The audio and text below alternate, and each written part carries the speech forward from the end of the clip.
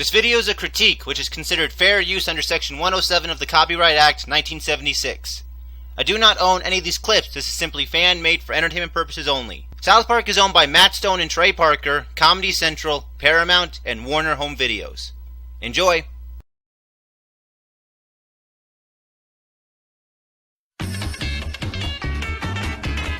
I fucking love South Park. Next to Futurama, it's my all-time favorite show. But like I've said before, no show is perfect, and there are gonna be episodes that will be considered bad, whether it's because they're boring, they're offensive, or they're just not as good by comparison as others. I have the mindset that just because I love a show, doesn't mean I have to love every single solitary episode that the show puts out. And out of the 250 plus episodes that South Park has released, there's bound to be a few episodes that people either won't remember or won't enjoy. I mean, hell, Matt and Trey themselves named 53 episodes of South Park that they aren't fans of. And today, I'm counting down the 5 episodes I don't like myself. Now, if you're easily offended by just the word worst in the title alone, then go and watch my top 10 best South Park's episodes list. As for the rest of you, it's time to count down what I think are the worst South Park episodes of all time.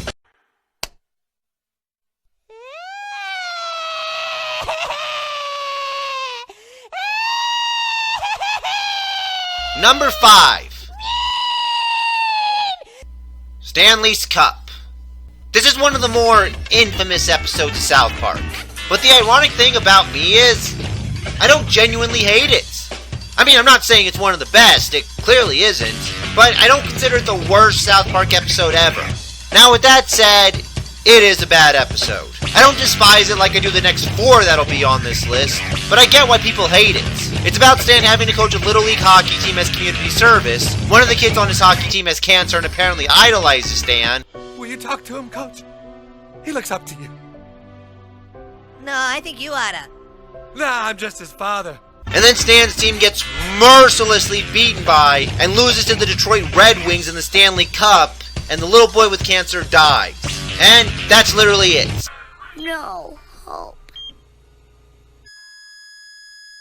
Now the reason I don't completely hate this episode is because I understand what they were going for. It's mocking all kids' sports movies, because every single one of them is predictable. How does this one end? Oh, the team wins. Well, how about this one? Oh, the team wins.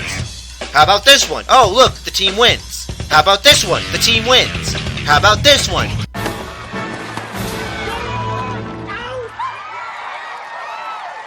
Oh, they actually lose. Huh, didn't see that coming. But you get my point. This episode is clearly meant to be a satire on those movies. But here's why it doesn't work, and here's why a lot of people hate it. 1, it's very bland. I mean, this episode borrows heavily from The Mighty Ducks, which, I do like that movie, but it's really just a time killer. And South Park basically just copies it and becomes just as bland. And I've said this before, adult cartoons have no excuse to be boring, especially South Park. They are one of the most savage cartoons ever. They don't have an excuse to be boring.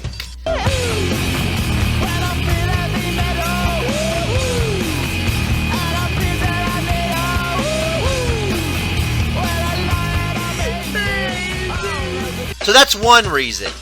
The other, the ending commits severe overkill.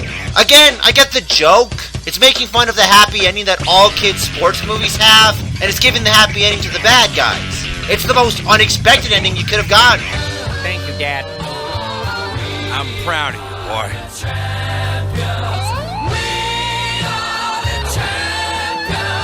But when you make the ending laced with kids getting beaten and a kid dying from cancer, it just becomes an ending that wasn't even worth suffering through all the blandness. So, that's about it. Yeah, I don't genuinely hate it. I mean, it's South Park. I expect them to go overboard from time to time. But going overboard on an ending with an episode as boring as this one, yeah, it really doesn't surprise me why a lot of people can't stand this episode. Red Wings! Red Wings! Red Wings! Red Wings! Number 4. Margarine. Now this episode focuses around the boys faking Butter's death so he can go undercover as a new girl named Margarine. This is so he can snatch the girls' paper fortune tellers. You know, those things from grade school all the girls played with?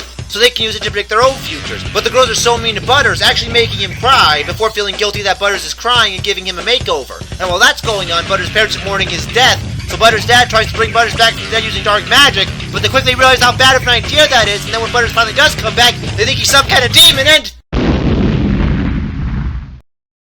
Oh my fucking god, you think you stuffed enough in this damn episode? I mean, this is the most weighed down episode of South Park ever. There's way too much going on, and as a result, there isn't enough focus on what needs to be focused on. I mean, what makes South Park so great is its ability to get so much out of such a little plot device. So when they try to stuff as much as possible in there as they can, the episode just feels cluttered.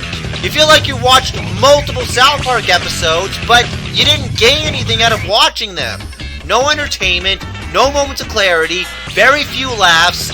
It's just, my god, it's a headache. I need something really hilarious right now. Like, I don't know, maybe Butters punching his jackass father in the balls or something. Oh! Oh! Oh! I could almost feel his balls on my fist. Oh, that helped out big time. Alright, let's move on. Number 3. Pip. Okay, you can't even lie to me and tell me you remember this episode, seeing as they very seldomly even rerun it anymore. And honestly, who here wanted to see an episode that was based off of Pip? Do you guys even remember Pip? That innocent little British lad with no personality outside of being stereotypically British? Go away, Pip. Nobody likes you. Yeah, what kind of name is Pip, anyway? My father's family name being Pirip, and my Christian name Philip, my infant tongue. God damn it! Will you shut the hell up? Nobody gives a rat's ass. Yeah, go away, Pip. Righto. Okay, personally, I didn't hate Pip. I mean, he was a decent side character, but this is not someone who should be given his own episode. Butters, yeah, that works out just fine because Butters is so fucking charming and entertaining and multi-dimensional that he can hold an episode. Pip is just a one-dimensional, sweet, innocent, nothing can bother him British lad. So what can you really do with him? But perhaps not. Miss Havisham is very generous indeed. Well, this episode's plot is based off of the Charles Dickens novel's Great Expectations. Oh yeah, that title is fucking fitting. Which takes place in England and focuses around a young boy named Pip. And... Dickens. Oh, Malcolm McDowell deserves better than narrating this! Hello, I'm a British person. Damn it, Malcolm McDowell, how could you take such a stinking role? And what's so stinking about it? It's stinking because you're Malcolm fucking McDowell! You portrayed one of the greatest cinematic characters ever in A Clockwork Orange! You belong up there with the likes of Radiohead, Robert Smith, and fucking Brian Boitano in South Park, not as the British narrator of one of the most boring South Park episodes ever! Come on, this is worse than when you accepted that role in Milk Money! I probably shouldn't have mentioned Milk Money. Ow, ow, ow! Not the face! Not the face! Well, enough of that, let's get back to this list. Well, Pip is apparently a blacksmith's apprentice and helps an escaped convict escape from his chains. Why did he do that, you ask? Well, it's not for me to judge you, sir. We are all the same. Oh god, could this character be any more sickeningly optimistic? He's making fucking Charlie from Charlie and the Chocolate Factory look like fucking Hitler. Don't teach this boy some bloody cynicism! Lady, I couldn't teach this kid cynicism! I sometimes have sick fancies, and I have a fancy I should like to see someone play. Alright, another big issue with this episode, well, the designs are fucking horrifying. And they're not funny or interesting characters, so that's even more of a turn-off. And honestly, the colors, the tone, the atmosphere, it's so fucking unpleasant and uneventful and nothing goes on. There's a reason they don't fucking rerun this episode anymore. Half the people who watch this would fall asleep, and the other half will be wondering why they aren't asleep yet. Now I will say this, it's clear they wanted to try something new. And I gotta admit, a Charles Dickens novel seems like something South Park could do right in satirizing. But this episode really failed. It's too boring, it's too basic, it's too annoying, it's without a doubt the most forgettable episode of South Park. And it's the most unneeded one as well. Pip did not need his own episode. And after watching this, I'm not too surprised they haven't brought him back since its gruesome death in 201. I would like to see if you wouldn't mind not smashing our little town to bits.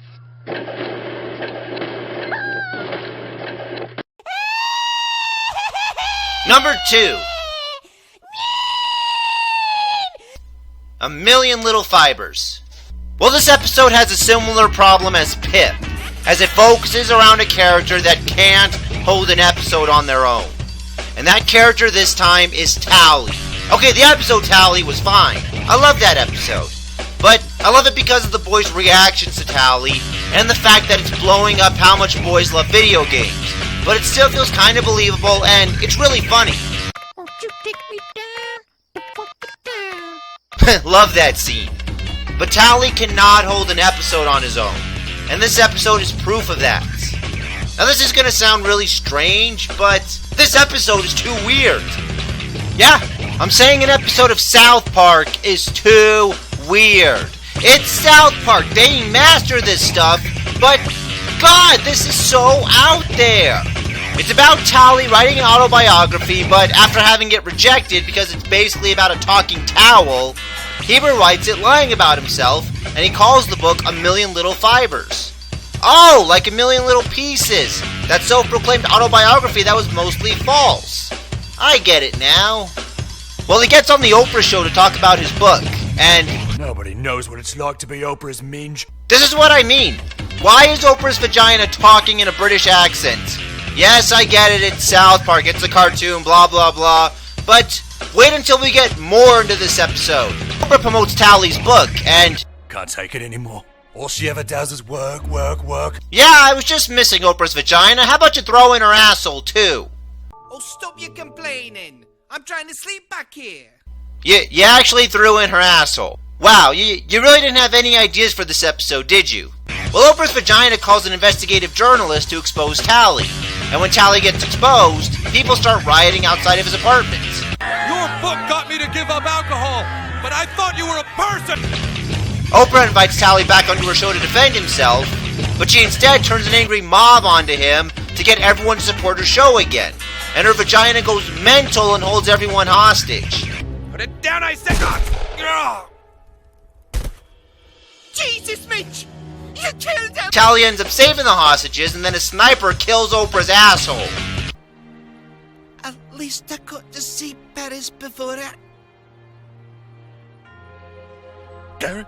And then Oprah's vagina kills itself. Life ain't worth living anymore. What's the use? I'm coming to see you, Gary! I'm coming to see you! No! Don't! Okay, did any of what I just said about this episode make sense to you? This is what I mean by it being way too out there. It's just nonsense. It's legitimate nonsense. I mean, I don't even know what to make of it. It's like trying to analyze a fever dream. How the fuck can you do that when even you can't make any sense out of it? And I don't want to hear, oh, it's South Park, they're always doing nonsense. No, that's not true. South Park is always satirizing something in a weird, but clever and inventive way. They don't just throw in random shit that makes no sense. You can tell this episode was just Matt and Trey's filler episode. And you could even argue that they made this episode specifically to troll the South Park fans. And in that case, good fucking job, guys. Oprah's going to be okay.